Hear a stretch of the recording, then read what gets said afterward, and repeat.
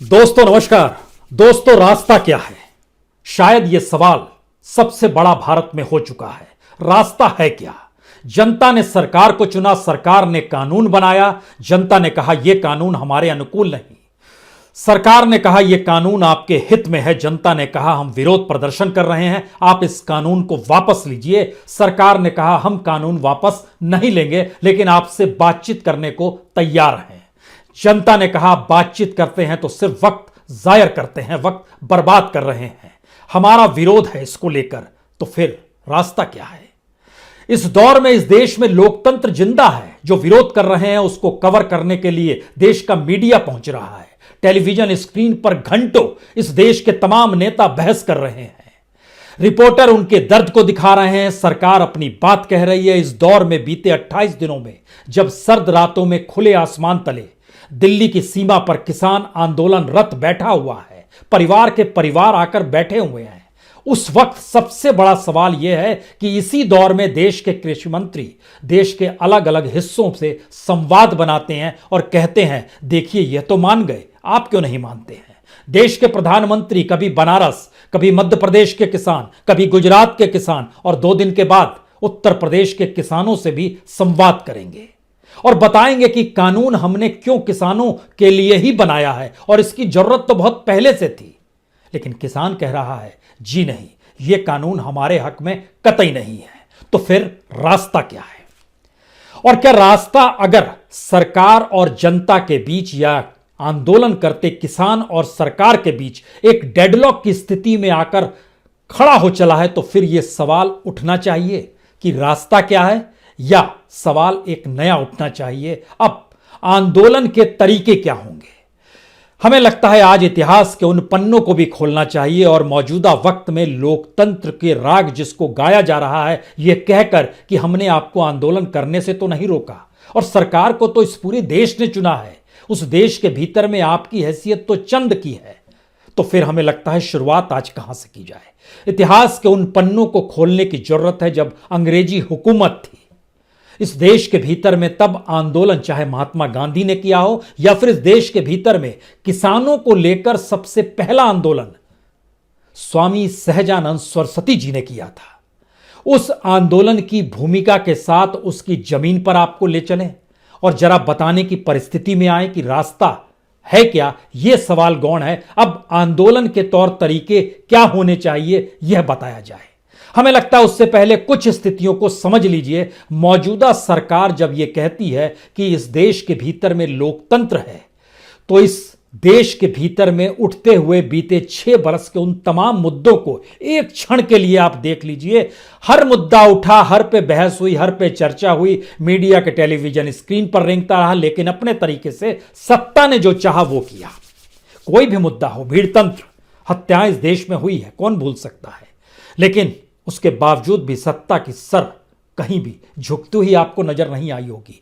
इस देश के भीतर में एक लंबी फहरिस्त है, चाहे वो बांग्लादेशी घुसपैठ का मामला हो। याद कीजिए 5 बरस पहले उसी पर चर्चा हो रही थी, रोहिंग्या पर चर्चा हो रही थी, नागरिकता कानून उसके बाद आया, उस पर भी चर्चा होती रही। लेकिन चीजें इस देश में कैसे चलती है लोकतंत्र के नाम पर, यह आप खाली समझते चले जाइएगा।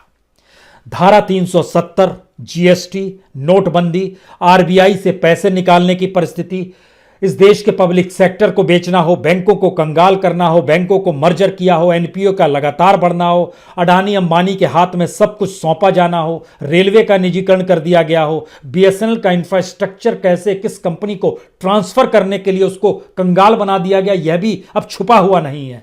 बेरोजगारी इस दौर में चरम पर पहुंच गई। लॉकडाउन की परिस्थितियों में प्रवासी मजदूरों ने क्या क्या दर्द देखे यह भी हमने देखा, समझा और भोगा इस देश ने। इस देश के भीतर में सेंट्रल यूनिवर्सिटी किस तरीके से उसके लिए फंड नहीं बच पा रहा है। इस देश में एएमयू में एक वक्त जिन्ना की तस्वीर को लेकर हंगामा मचा था और अब प्रधानमंत्री ने उसे मिनी भारत कहा है, अच्छी बात है। जेएनयू में टुकड़े टुकड़े गैंग भी उठा था और जेएनयू सरकार की फहरिस्त में नंबर 1 यूनिवर्सिटी भी है, यह भी एक स्थिति है। खान मार्केट गैंग भी निकला था और इस देश में संसद में बिना वोटिंग कैसे किसानों के कानून पास हो गए यह भी देखा गया। इलेक्ट्रल बॉन्ड इस दौर में कैसे निकल कर आया यह भी हर किसी ने देखा। सुप्रीम कोर्ट और सीजीआई यानी चीफ जस्टिस ऑफ इंडिया का सुप्रीम कोर्ट से निकलकर संसद तक पहुंचने के रास्ते को भी इसी देश ने देखा है। हर दौर में इतने सारे मुद्दों का जब हम जिक्र कर रहे हैं, हर पे तो चर्चा हुई, बहस हुई, अखबारों में लिखा गया, टेलीविजन स्क्रीन पर हुआ, लेकिन जो जो तबका इन चीजों से प्रभावित हो रहा था वह लगातार विरोध अगर कर रहा था तो उसकी बात किसी ने सुनी क्या और उसके लिए कोई रास्ता निकला क्या? तो फिर किसानों को लेकर यह सवाल कहां तक जायज है कि रास्ता है क्या? रास्ता कोई नहीं होता है, रास्ता बनाया जाता है। रास्ता कभी भी इन शर्तों के आधार पर नहीं होता है कि आप कानून वापस ले लीजिए और सरकार झुकते झुकते झुके और कहे ठीक है कानून वापस ले लेंगे, लेकिन भारत की सियासत इस बात की इजाजत नहीं देती है। किसानों को यह समझना होगा। इसीलिए जब हम आपसे जिक्र कर रहे हैं कि हम आपको लिए चलते हैं इतिहास के उन पन्नों को पलटते हुए, तो 86 बरस पहले 1934 में पहली बार स्वामी सहजानंद सरस्वती ने नारा दिया था, जो अन्न उपजाएगा अब वही कानून बनाएगा। जी, जो अन्न उपजाएगा अब वही कानून बनाएगा। यह भारतवर्ष उसी का है, अब शासन वही चलाएगा। क्या यह आंदोलन की नई रूपरेखा तय हो सकती है इससे? यह एक सवाल है। स्वामी सहजानंद सरस्वती या भारत के भीतर किसान आंदोलन को अब परखने की जरूरत है, क्योंकि भारत की राजनीतिक स्वतंत्रता, राजनीतिक ही कहेंगे, सामाजिक और आर्थिक तौर पर तो स्वतंत्रता शायद इस देश को नहीं मिली। इसका जिक्र महात्मा गांधी ने भी 1947 15 अगस्त के दिन ही कोलकाता में वेलिया घाट के घर में ही कर दिया था। सवाल यह है कि इस देश के भीतर में अब किसान क्या करे, जब सरकार का रुख इतना अडिग है और अपने अपने तरीके से अलग अलग प्रांतों में वह इस बात को लगातार कह रही है, फैला रही है, बता रही है कि वही सही है। और अब वाजपेयी जी की जयंती 25 तारीख को, उस दिन देश के प्रधानमंत्री उत्तर प्रदेश के किसानों से संवाद करके यही कहने वाले हैं। हमें लगता है कि आज इतिहास के पन्नों को पलटते हुए आपको जिस भूमिका में रखना है रख दीजिए। अंग्रेजों की हुकूमत थी, जमींदारी व्यवस्था थी, जमींदार लगान वसूलते थे, यानी टैक्स ज्यादा से ज्यादा लेते थे। 1932-34 के बीच में बिहार को बर्बाद कर दिया था भूकंप ने। अनाज भी नहीं हो पाया था खेतों में, और उस वक्त और कोई नहीं, इस देश के भीतर में तमाम जमींदार भी वहां पर लगान वसूलने को तैयार थे।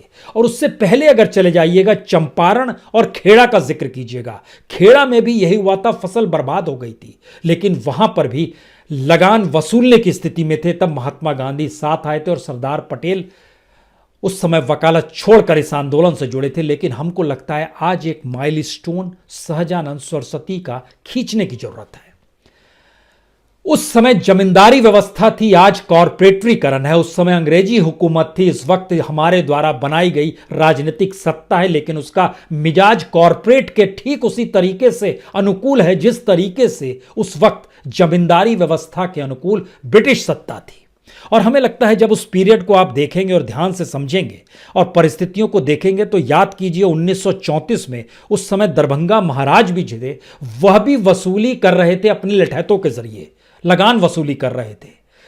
सहजानंद सरस्वती ने इसका विरोध किया और महात्मा गांधी तक के पास हो गए। महात्मा गांधी ने कहा कि हमें तो संयुक्त मोर्चा ब्रिटिशर्स के खिलाफ बनाना है, अभी हमको लड़ाई नहीं लड़नी है अपने यहां के जमींदारों से। और वहीं से सहजानंद सरस्वती का रास्ता थोड़ा सा अलग हो गया। सहजानंद सरस्वती ने बहुत साफ तौर पर कहा कि इस देश के भीतर में ब्रिटिश हुकूमत तभी तक चल पाएगी जब तक यहां पर जमींदारों का संरक्षण वो देती रहेगी और जमींदारी व्यवस्था चलती रहेगी। इसीलिए जमींदारों को खत्म कर दीजिए, उनकी हुकूमत खुद ब खुद डगमगा जाएगी। इतना ही नहीं, अगर आप जिन्ना के पीछे जो पाकिस्तान बनाने को हिमायती थे, उस समय जो मुस्लिम बड़े जमींदार थे, उन्होंने 1940 में लाहौर अधिवेशन में जिन्ना के पीछे खड़े थे। वह चाहते थे कि पाकिस्तान बने जिससे जमींदारी की हुकूमत उनके पास बरकरार रहे। यानी ब्रिटिश सत्ता को कमजोर करने के लिए इस देश के भीतर में जमींदारी व्यवस्था को खत्म करने की दिशा में सहजानंद सरस्वती बढ़े थे। और यह आंदोलन कोई छोटा नहीं था।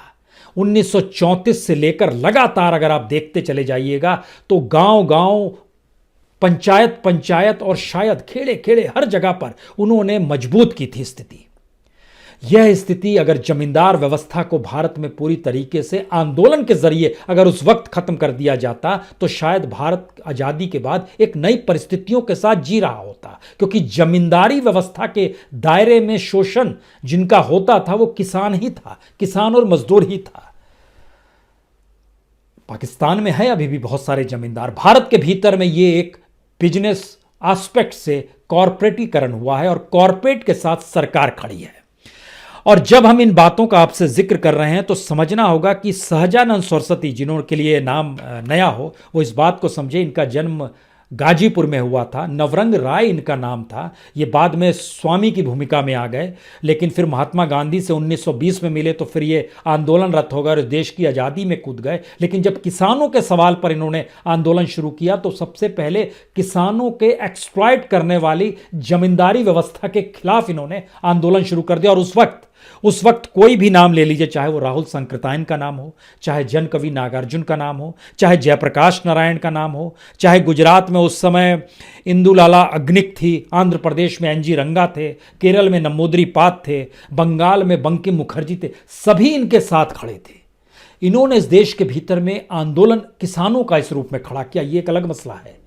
उस वक्त की परिस्थिति और आज की परिस्थिति में बड़ा अंतर आ गया है। लेकिन अगर ब्रिटिश हुकूमत की तर्ज पर इस देश के भीतर में कानून बनने लगे, इस देश का कॉरपोरेट अगर जमींदारी तरीके से चीजों को एक्सप्लॉइट करने लगे और सत्ता और कॉरपोरेट ठीक उसी तरीके से हो जैसे ब्रिटिश सत्ता और जमींदारी प्रथा एक साथ खड़ी थी, तो फिर लड़ाई कैसी लड़ी जाएगी? और यह सवाल रास्ता क्या है, उस रास्ते को नई दिशा से आपको परिभाषित भी करना होगा।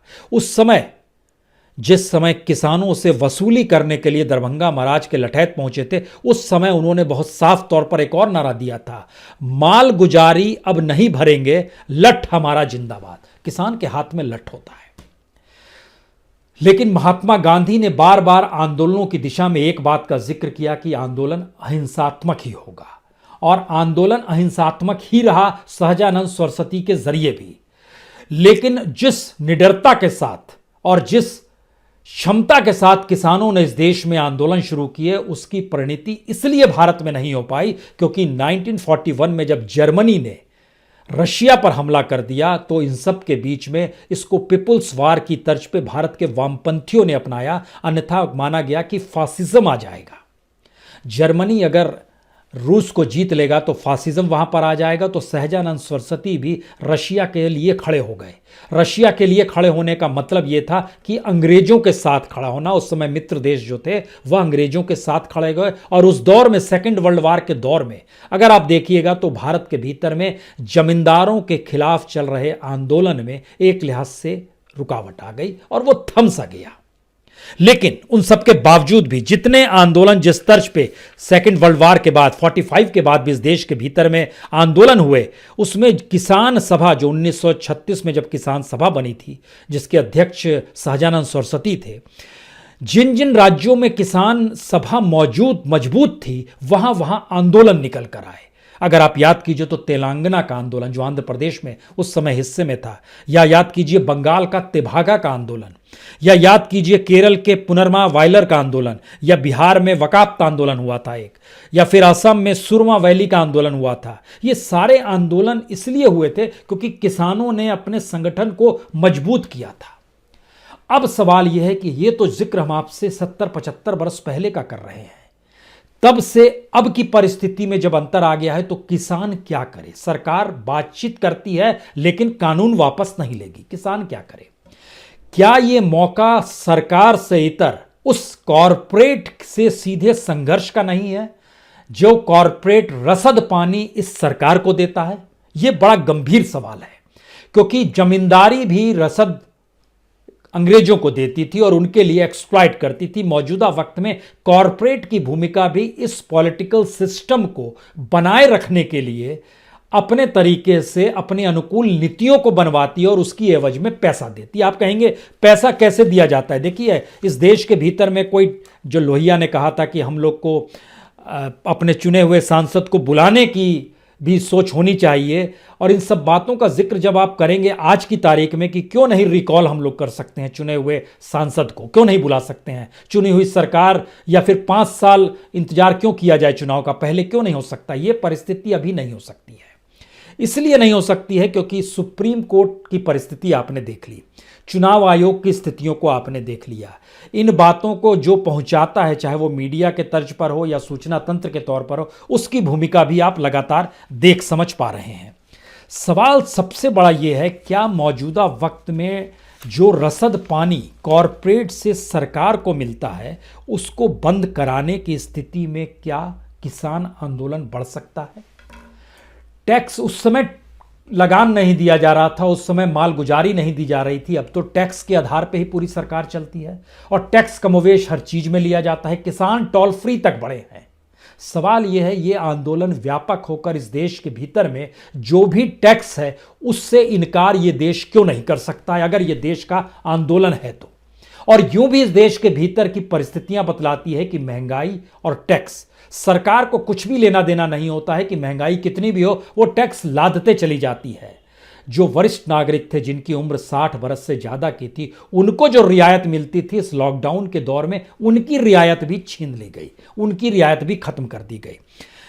ये तमाम चीज़ों को जब आप समझना शुरू करते हैं तो हमको लगता है कि कॉरपोरेट का जिक्र करते ही आपके जहन में 2-3 बात आने। कॉरपोरेट डोनेशन क्यों देता है? 2019 का इलेक्शन जब हो रहा था उससे ठीक पहले जो 2018-19 मानकर चलिए, 2018 के अप्रैल से लेकर 2019 के मार्च तक जो कॉरपोरेट का डोनेशन था वो कितना बड़ा डोनेशन था। अगर इसको पार्टी वाइज देखेंगे, बीजेपी को 698 करोड़ रुपए डोनेशन के तौर पर कॉरपोरेट ने दिए। सिर्फ 2018-19 के फाइनेंशियल ईयर का हम जिक्र कर रहे हैं। कांग्रेस को 127 करोड़ दिए, तृणमूल कांग्रेस जो बंगाल के वो तीसरे नंबर पर 42 करोड़ रुपए उसको मिले, एनसीपी को 11 करोड़ मिले, सीपीएम को लगभग 1.25 करोड़ मिले। ये नेशनल पार्टीज, हम इनका जिक्र आपसे कर रहे हैं। इन सब के बीच में सरकार ने अपने पास पैसा किस रूप में आते जाए, इसी दौर में इलेक्टोरल ट्रस्ट को भी बनाया और इलेक्ट्रॉल बॉन्ड भी बनाया। इलेक्ट्रॉल ट्रस्ट के जरिए जो पैसा आया इस दौर में, जिसमें तमाम बड़े बड़े कॉरपोरेट्स का समाहित होता है, 617 करोड़। अलग अलग जगहों पर इस देश में जो भी इंडस्ट्री काम कर रही है ना, उसने भी पैसा दिया। जैसे मैन्युफैक्चरिंग से जुड़ी हुई इस देश की इंडस्ट्रीज जो है, जिसको कई कॉरपोरेट ही चलाते हैं, लगभग 100 करोड़ दिया। जो माइनिंग और कंस्ट्रक्शन से जुड़ी हुई है उसने लगभग 60 करोड़ दिया। जो रियल इस्टेट से जुड़ा हुआ है उसने भी लगभग 32 करोड़ दिया। इन सबों ने पैसा दिया। लेकिन सवाल फिर यह आ रहा है कि अगर सीधी लड़ाई किसान कॉरपोरेट के खिलाफ शुरू कर देगा तो सरकार क्या करेगी? क्योंकि सरकार अपने तौर पर कुछ भी नहीं है। आप सरकार से सिर्फ चुनाव के वक्त लड़ सकते हैं, लेकिन चुनाव के अलावे, चुनाव तो 2024 में होने हैं, उससे पहले आप कैसी लड़ाई लड़ेंगे? तो इसका मतलब है जिनके लिए ये पॉलिसीज बनाई जा रही है, जाहिर है वो जरूर हित साधते होंगे। उसका भी हम एक आपको प्रूफ देते हैं जिससे आप समझ पाएंगे कि इलेक्ट्रल बॉन्ड जो होता है उसमें जो कॉरपोरेट्स ने बॉन्ड खरीदे और सरकार ने कहिए पॉलिटिकल पार्टीज को वो बॉन्ड देते चले गए फंडिंग के तौर पर, उसको सोचिए कितना पैसा दिया गया। मार्च 2018 से अक्टूबर 2020 यानी 19-20 यानी लगभग 2.5-3 साल में, 2 years 7 months के बीच में जो इलेक्ट्रल बॉन्ड का पूरा पैसा है वो लगभग 6,492 करोड़, 6,492 करोड़। और जो बॉन्ड्स लिए गए उनकी तादाद लगभग 12,000 है। लेकिन जो इस देश के टॉप मोस्ट कॉरपोरेट्स हैं, जो टॉप मोस्ट कॉरपोरेट, नाम लेने की जरूरत नहीं, हम टॉप मोस्ट 10 कॉरपोरेट बताते हैं जो सरकार के अनुकूल है, उन्होंने लगभग उसमें से 8,000 बॉन्ड्स खरीदे। सवाल है इलेक्शन के लिए पैसा दे रहे थे या बाद में भी पैसा देते हैं, और पॉलिसीज उनके अनुकूल हो जाए तो उसकी एवज में भी पैसा देते हैं। यकीनन उसकी एवज में भी पैसा देते हैं, क्योंकि जब इलेक्शन का वक्त था, हम 2019 का अगर इलेक्शन देखें तो हम मानकर चलें कि लगभग जनवरी से लेकर मई तक जो भी पैसा दिया गया होगा, इलेक्शन के लिए पैसा दिया गया होगा, वो पैसा 4,794 करोड़ था। 4,794 करोड़, 88 लाख, ये टोटल था इलेक्शन ईयर जनवरी से मई तक। मई के बाद यानी जुलाई और अक्टूबर में भी पैसा दिया गया किस लिए पैसा दिया? जाहिर है पॉलिसी के लिए पैसा दिया जाएगा। इलेक्शन तो हो गया, आप जीत गए। उससे पहले जो पैसा दिया गया, अब तो आपको पॉलिसी डिसीजन के लिए पैसा दिया जा रहा होगा। पहले भी दिया गया होगा, बाद में भी दिया जाएगा। तो ये सरकार जब चुनकर आ गई तो उसके बाद जो जुलाई से अक्टूबर तक 2731 करोड़ रुपए बॉन्ड, पॉलिटिकल बॉन्ड जो इलेक्ट्रल बॉन्ड कहते हैं, वो पार्टियों को दे दिए गए, जिसमें 98% लगभग बीजेपी के हिस्से में गया। अगर आप उससे पहले चले जाइएगा, जब ये चुनाव नहीं हो रहा था 2018 में 1000 करोड़ से ज्यादा का इलेक्ट्रल बॉन्ड पॉलिटिकल पार्टीज के हिस्से में गया। इतना पैसा गया, इतना पैसा कोई फ्री ऑफ कॉस्ट क्यों देगा? यानी टोटल लगभग 6000 करोड़ रुपया कोई फ्री ऑफ कॉस्ट क्यों देगा? उसकी एवज में पार्टी को पैसा मिला होगा। पार्टी को पैसा मिलेगा तो वो राजनीति कर रही होगी। राजनीति का अंदाज इस रूप में कर रही होगी कि उसके लिए किसान मायने नहीं रखता है, या पंजाब का किसान मायने रख रहा है तो हरियाणा के किसान को खड़ा कर देंगे। हरियाणा का किसान भी आंदोलनरत होगा तो उत्तर प्रदेश के किसान को खड़ा कर देंगे, बिहार के किसान को खड़ा कर देंगे, गुजरात के किसान को खड़ा कर देंगे, मध्य प्रदेश के किसान को खड़ा कर देंगे। उसकी एवज में पैसा ही तो देना पड़ेगा, तो दे दिया जाएगा पैसा। तो ये जो मैनेज की स्थिति है, जमींदारी प्रथा और ब्रिटिश सत्ता, कॉर्पोरेटीकरण और मौजूदा भारत की राजनीतिक सत्ता, इन दोनों परिस्थितियों को अब देखते हुए रास्ता क्या है का सवाल अब आपके जहन में कुछ साफ होगा कि क्यों ये लड़ाई अब कॉर्पोरेट से सीधे तौर पर इस देश को लड़नी होगी। क्योंकि भारत की जो इकोनॉमिक रिफॉर्म की स्थिति थी 91 की, उसकी उम्र भी लगभग, क्योंकि कोई भी आर्थिक सुधार 25 साल से ज़्यादा उसकी उम्र होती नहीं है। ये दुनिया भर के अलग अलग स्टडी है, चाहे वो हार्वर्ड की स्टडी हो, कैम्ब्रिज की स्टडी हो, MIT की स्टडी हो, खुद IMF की अपनी सोच और वर्ल्ड बैंक की अपनी सोच जो है कि रिफॉर्म की स्थिति 25 साल तक रहती है। 91 में भारत में इकोनॉमिक रिफॉर्म की शुरुआत हुई और 15-16 तक हो गया। उसके बाद ध्यान दीजिए तो भारत डगमगाने लगा, क्योंकि उसके आगे के रिफॉर्म की सोच सरकारों में नहीं रही। ना इकोनॉमिक रिफॉर्म की सिचुएशन को दुनिया एक्सेप्ट कर पा रही है। दुनिया बार बार वापस लौट रही है, वो उन परिस्थितियों में लौट रही है जहां पर उसको लगने लगा है कि अब मार्केट इकोनॉमी ध्वस्त हो रही है।